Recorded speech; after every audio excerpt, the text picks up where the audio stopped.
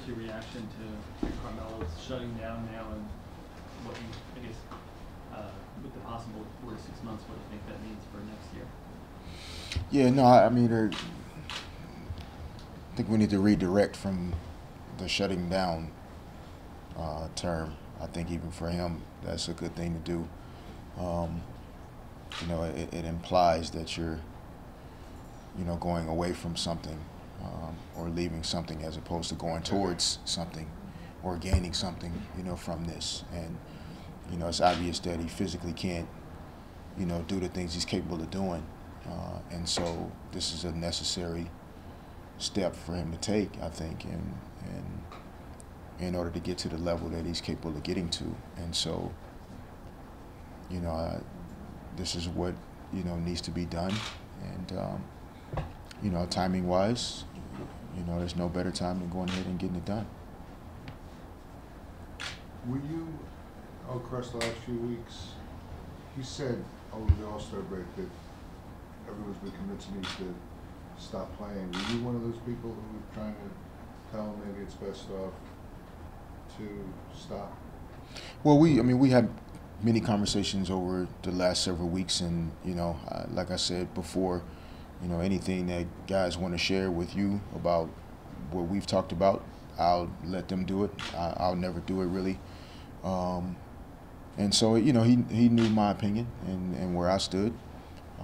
But like I've also said to you guys, he's smart enough and a veteran enough player to kind of understand that balance and when that would be.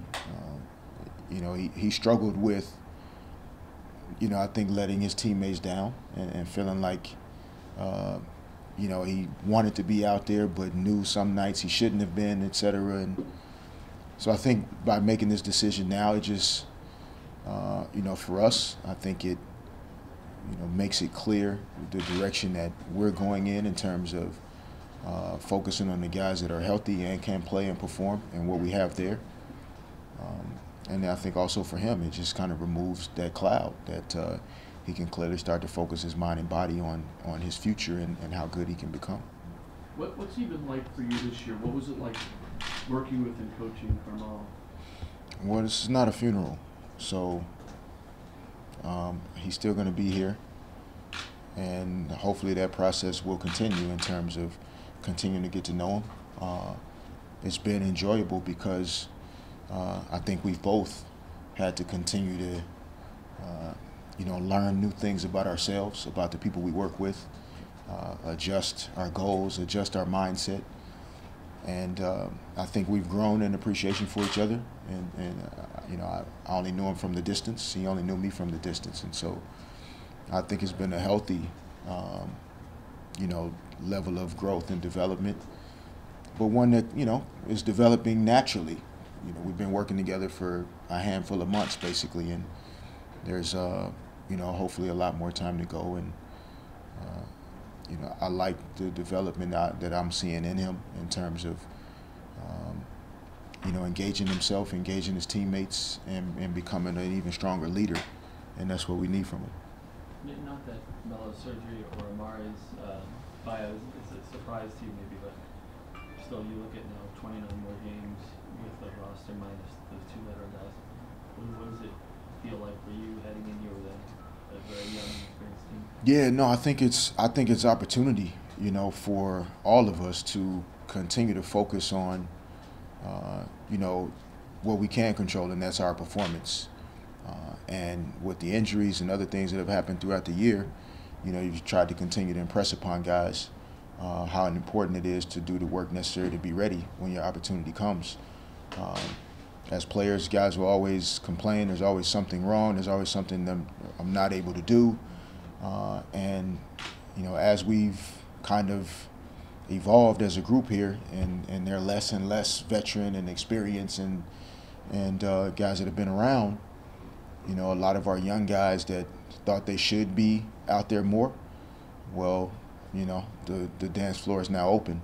And what kind of opportunity are you going to create for yourself and earn, rightfully, to be in certain positions out there on the floor? The deadline is tomorrow. As a player, did you kind of sense sometimes for guys whose name was in the news maybe that it was a very difficult week with their emotions, and how do you kind of deal with the guys this week who maybe are in that category?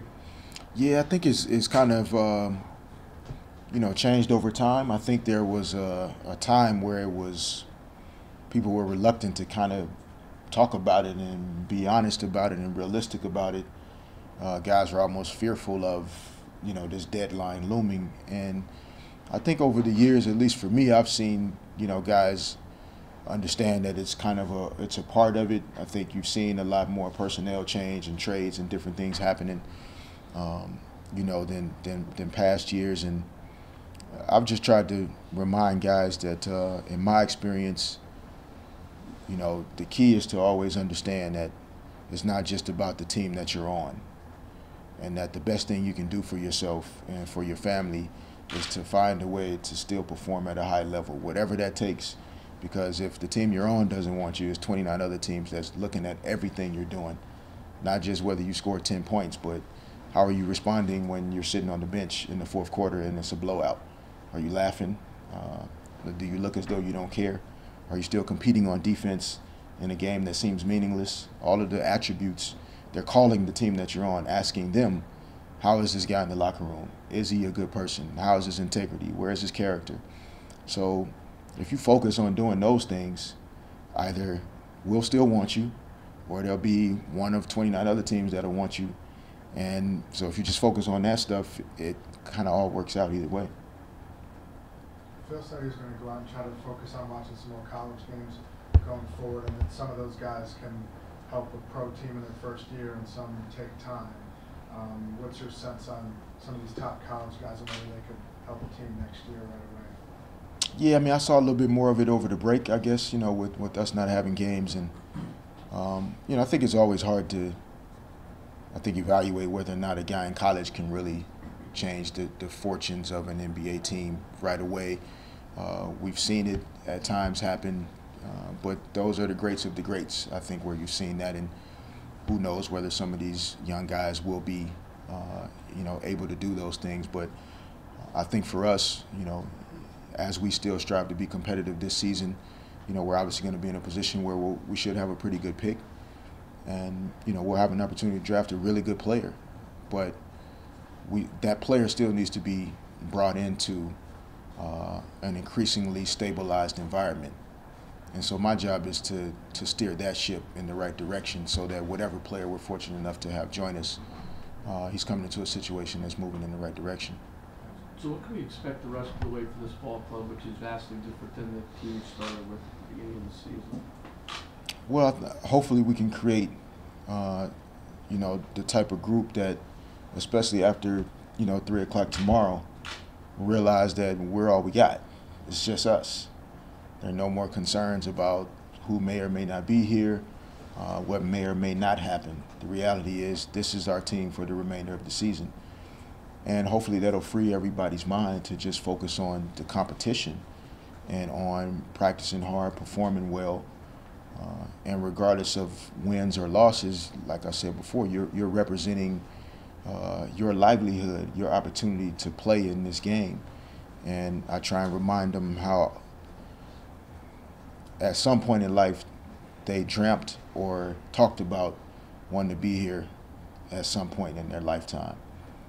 And now that they're here, then you gotta go until you go burst through the wall. You can't let up now. So we want to continue to create the type of team that when people watch us play, they see us at work.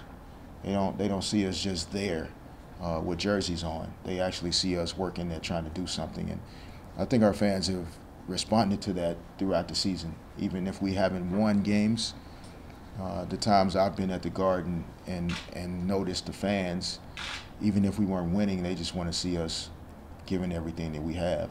And I think that's all people expect from us because that's what they do on a daily basis. Do you sense something's going to happen by 3 p.m. That you'll probably have at least a move? No, I know that the front office is busy. I don't know if we're closer to something happening or not. And I can't, I can only focus on the guys we have at this point. If that changes, I'll be ready to adapt and do what I need to do. But you know, our front office is committed to winning, and so whatever it is that we need to do to get there, that's what we're going to continue to try and do. What's your thoughts on Langston so far?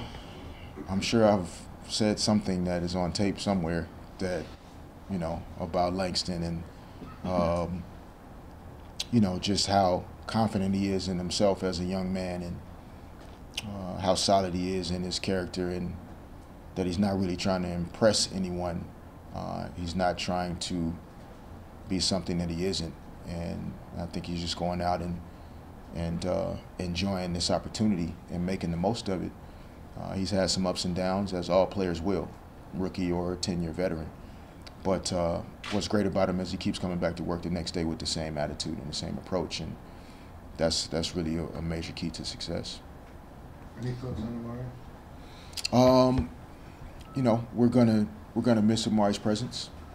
You know, he was a guy that you know, really solidified himself, I think, in this community, and you know, with this organization and with our fans, and you know, we feel fortunate that we could you know, help him take the step that he's now taken in terms of maximizing what he feels like he has left in his career. And you know, I feel glad that we were able to do that, although we're going to miss him, and absolutely wish him the best. He's a more than solid human being, and a guy that I think anybody would love to work with, and so I wish him all the best in Dallas. All right, thank you.